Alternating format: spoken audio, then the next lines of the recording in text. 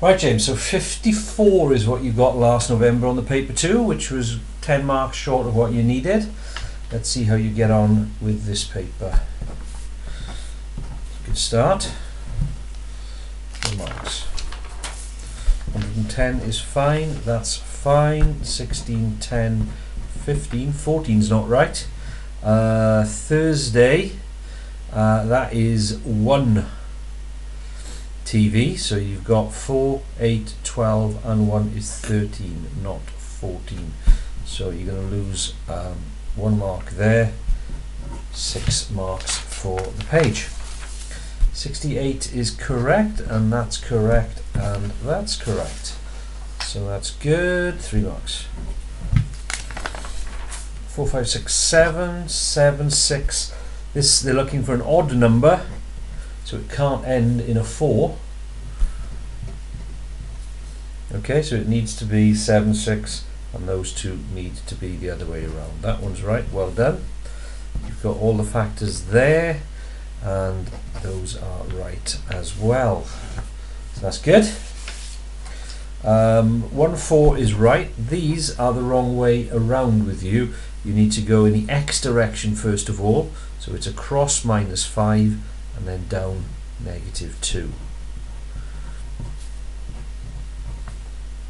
So total for the page 2, 4, 6, 7.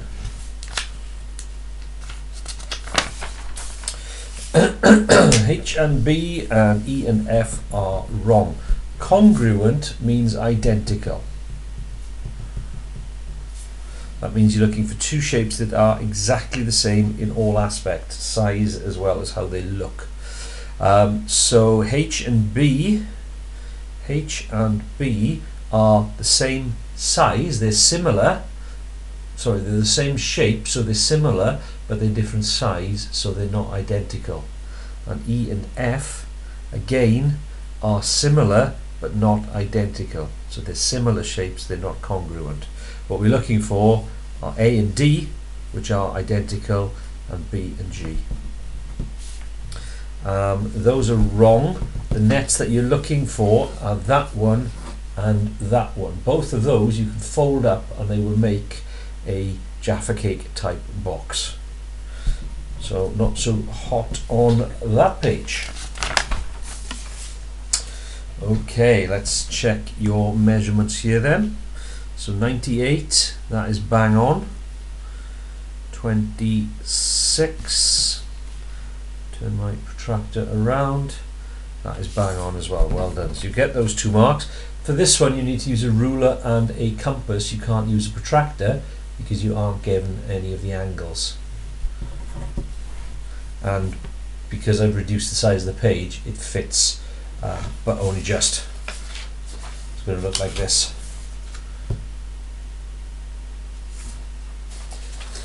Okay, 2 for the page. 75 is correct.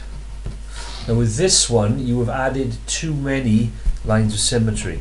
The diagonals would be symmetrical if that was a square, but for a rectangle they're not. If you turn that up so your line of sight is along the mirror line, then you can see that there's no way that folds over exactly onto that. So because you've got those 2 incorrect lines, even though you've also got 2 correct ones, you're not going to get any marks. Okay, 86 pence is correct. 775 is correct. You should be able to answer that one. Take a look how I do it on the video clip. 8 marks for the page. Right. So that is correct. Out of 20 is correct, but 16 is wrong. Now you've put the circles around the right numbers to include, but if you count those, there are 6 there, not 16. So you get the mark for filling that in correctly. You get the mark for writing probability as a fraction. You lose the mark because the answer on the number on top is wrong, but the number on the bottom is right with you. So 3 for the page.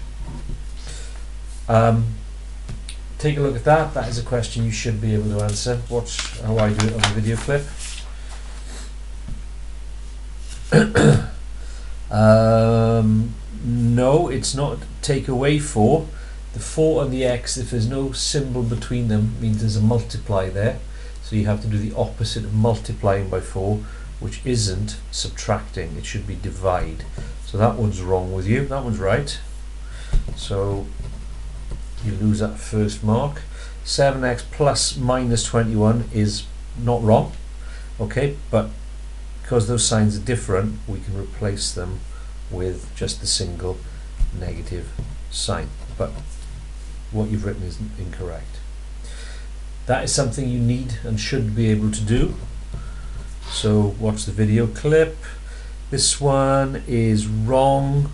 Watch the video clip. What you need to do here is first of all get all your p's together. So you've got a plus 7p and then you're taking 3p off, which means you've got 4p left. Then you're at negative 3q on the number line, so you're at minus 3, and then you're taking off another 5, so you end up at negative 8. P is right, S is right, those two are the wrong way around. So you're going to get 1 out of the 3 marks available for that. Again, take a look at the video clip and I explain what each of those shapes should look like. 3 marks.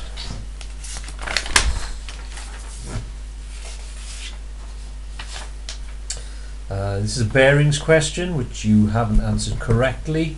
Watch how I do that on the video clip and practice it on Jones the Sum. Look for questions on bearings. If you can use a protractor, and you've shown me earlier on that you can, then that's a fairly easy question to get right.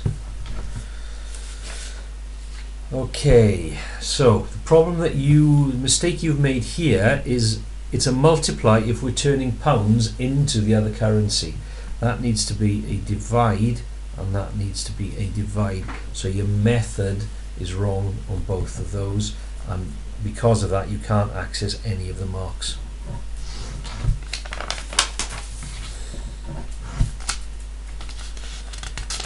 There it looks as if you have run out of steam.